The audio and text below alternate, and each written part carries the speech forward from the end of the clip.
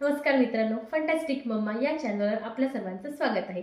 मी पायल। आज आपण बनवणार आहोत खुरपाय रेसिपी। ही पौष्टिक आणि खूप चविष्ट अशी भाजी आहे। ही भाजी फक्त चविष्टच नाही तर आरोग्यासाठी खूप चांगली आहे। हाडं, सांधे यामुळे मजबूत होतात। हिवाळ्यात शरीराला ऊब देणारी भाजी आहे। आजकाल जर तुम्हाला कमजोरी, थकवा आणि हाडं दुखण्याचा त्रास होत असेल तर ही भाजी नक्की ट्राय करा। तर चला करूया आपण भाजीला सुरुवात। मी इथे 4 खुरपाय घेतलेले आहेत। ते छान भाजून घेतले आहेत। आता त्याला आपण स्वच्छ पाण्याने धुवून घेऊया। धुवून आपण त्याला उकळायला ठेवूया, कारण खूप शिजायला खूप वेळ लागतो। साधारणतः आपल्याला 8 ते 10 शिट्ट्या करून घ्याव्या लागेल।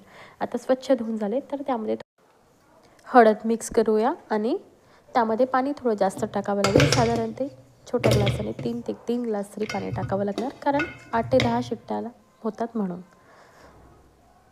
आता आपण मसाल्याचं वाटण तयार करून घेऊया। त्यासाठी घेतले आहेत कांदा, कोथिंबीर, ओलं खोबरं, धने, दालचिनी, चक्रीफूल, विलायची आणि आल्या आणि लसूणची पेस्ट मी आधीच तयार करून घेतली। हे सगळं मसाल्याचं वाटण आपण छान भाजून घेऊया। छान भाजून झाल्यानंतर आपण त्याला मिक्सरमध्ये चांगलं स्मूथ अशी पेस्ट करून घ्या त्याची।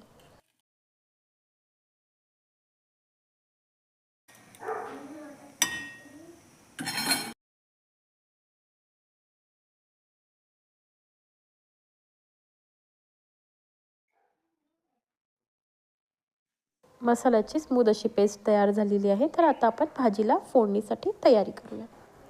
आता एका भांड्यामध्ये तेल घेऊया फोडणीसाठी। त्यामध्ये जिरे, मोहरी आणि थोडा चिरलेला कांदा घेतला आहे आणि आपण जे वाटून मसाला तयार केला आहे तो त्यामध्ये ॲड करायचा आणि छान तेल सुटेपर्यंत मस्त त्याला परतवायचं।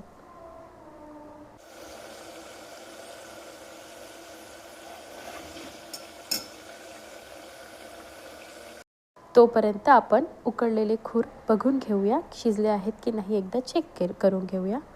शिजलेले आहेत तर आपण आता छान परतलेल्या मसाल्यामध्ये तिखट, हळद, मीठ आणि गरम मसाला घालून सगळं एकजीव करून घेऊ आणि छान त्याला शिजवू देऊ। मसाला छान शिजला पाहिजे। भाजी टेस्टी बनण्याचं हेच एक सिक्रेट आहे।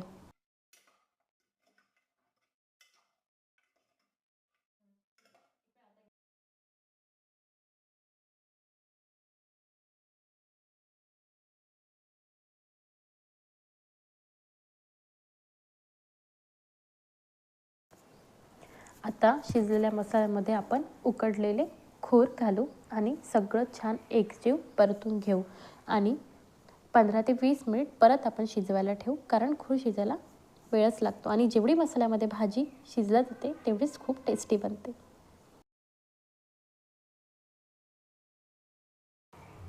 ग्रेव्हीसाठी भाजीमध्ये पाणी घालू, थोडं थोडं करून घालायचं, एकदम घालायचं नाही।